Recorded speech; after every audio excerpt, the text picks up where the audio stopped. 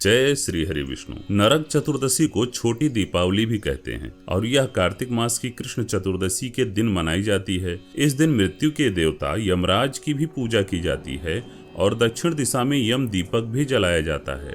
दक्षिण दिशा में यम दीपक जलाने से यम देवता आपके परिवार के लोगों को अकाल मृत्यु से बचाते हैं। नरक चतुर्दशी कार्तिक मास की चतुर्दशी को कहते हैं।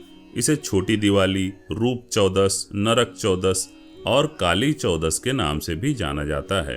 कार्तिक मास की कृष्ण चतुर्दशी के दिन ही भगवान श्री कृष्ण ने नरकासुर नामक राक्षस का वध किया था, इसलिए इस दिन को नरक चतुर्दशी भी कहा जाता है।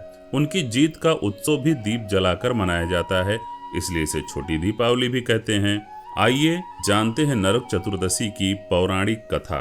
पौराणिक कथा के अनुसार भगवान श्री कृष्ण अपनी पत्नियों के साथ द्वारिका में रहते थे।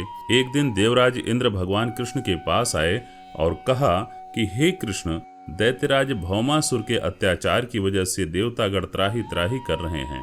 भौमासुर को ही नरकासुर कहा जाता है। क्रूर भौमासुर ने वरुण का छत्र, अदिति के कुंडल और देवताओं से मणि छीन ली है और वह तीनों लोकों का राजा बन गया है। भौमासुर ने पृथ्वी के कई राजाओं और आम जन की कन्याओं का भी हरण कर लिया है और उनको बंदी गृह में डाल दिया है। कृपया इन तीनों लोगों को उस क्रूर आताताई राक्षस से बचाइए।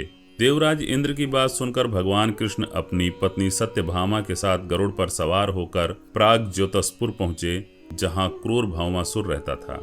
भगवान श्री कृष्ण ने पहले अपनी पत्नी की मदद से मुर नामक दैत्य के साथ उसके 6 पुत्रों का वध कर दिया। मुर दैत्य का वध हो जाने का समाचार सुनकर भौमासुर अपनी सेना के साथ युद्ध के लिए निकला।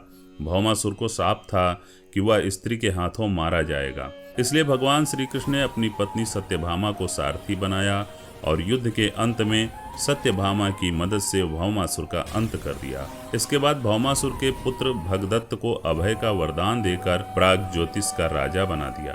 भगवान श्री कृष्ण ने जिस दिन भौमासुर का वध किया था, उस दिन कार्तिक मास के कृष्ण पक्ष की चतुर्दशी तिथि थी, इसीलिए इस तिथि को नरक चतुर्दशी के नाम से जाना जाता है। इस दिन भगवान श्री कृष्ण ने न सिर्फ नरकासुर का वध किया, बल्कि उसकी कैद से लगभग 16,000 महिलाओं को भी मुक्त कराया था। इसी खुशी के कारण इस दिन दीपक जलाए गए और चारों तरफ दीपदान किया गया। नरकासुर की मृत्यु के बाद भगवान श्री कृष्ण के शरीर पर पड़े रक्त के छींट को साफ करने के लिए उन्होंने स्वयं तेल से स्नान किया था। यही वजह है कि तब से हमेशा से शरीर पर तेल लगाकर स्नान करते हैं और उबटन भी लगाया जाता है। अगर कथा आपको पसंद आई है तो वीडियो को लाइक करिएगा। मिलते हैं अगली पावन कथा में, तब तक के लिए जय श्री हरि विष्णु।